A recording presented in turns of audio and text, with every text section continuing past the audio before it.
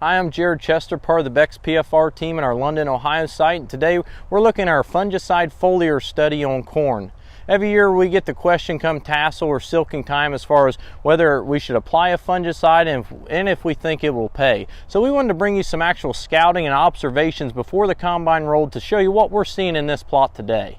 To set up this study, we've got a hybrid 6225 HR, which normally shows a response to a fungicide. These are 6-row plots behind us, and basically our control has no fungicide applied. And from there, we're testing 4 different fungicide products, all at that R1 or silking time frame.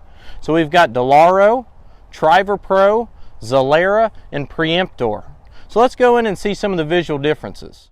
So as we come inside the plot, we can see some pretty big differences between some of our treatments. On this side is our Trivapro treated corn, so at that R1 or that silking time frame. As we just come in and look at the plant, pretty big differences just in terms of stay green and amount of green tissue left on the plant this time of year. You can see that in terms of the ear leaf and up, we do have disease on the plant as we're about 60 days past our application, but in terms of stay green, huge differences. Now the other thing that we always look at in terms of a fungicide application is actually stalk strength or stalk integrity. So to do that, I think most farmers address that just by simply a 45-degree bend test. So on this side, let's look at our Trivapro. We'll just pull 3 ears here, or pull 3 plants.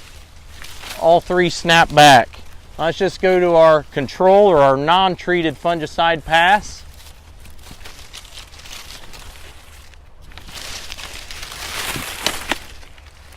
So you can see that out of those 3 random plants, actually one of those 3 plants actually broke out. So in terms of showing return on investment and yield gains, maybe fungicide isn't a year in, year out, every year it's going to pay, but in terms of standability and late season harvestability, that's some of the things we can't quantify with our PFR book. Here's the other late season observation we wanted to make sure we shared with you guys. So we're starting to see that certain hybrids definitely give us a more consistent response to a fungicide application, and we think part of it is actually due to what we see right here. So this is our control, non-treated, non-fungicide pass, and you can see that there's some differences in these 2 plants. Although we're getting a little bit late in the game, it's a little bit tougher to tell. You can see that this plant on this side is definitely a little bit farther along in terms of its senescing. When you look at that leaf, we have almost no green surface left in it or green tissue, versus this plant on this side you can still see a slight hint of green.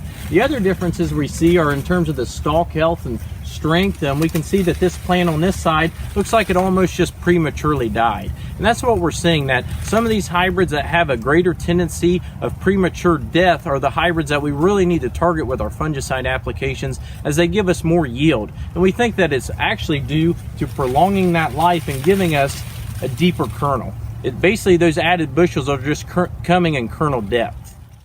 As you can see, we see a lot of visual differences in our fungicide applications this year in Ohio, and hopefully when we get these yield results in shortly, we'll see which products paid in 2018. Thanks for watching and have a great day.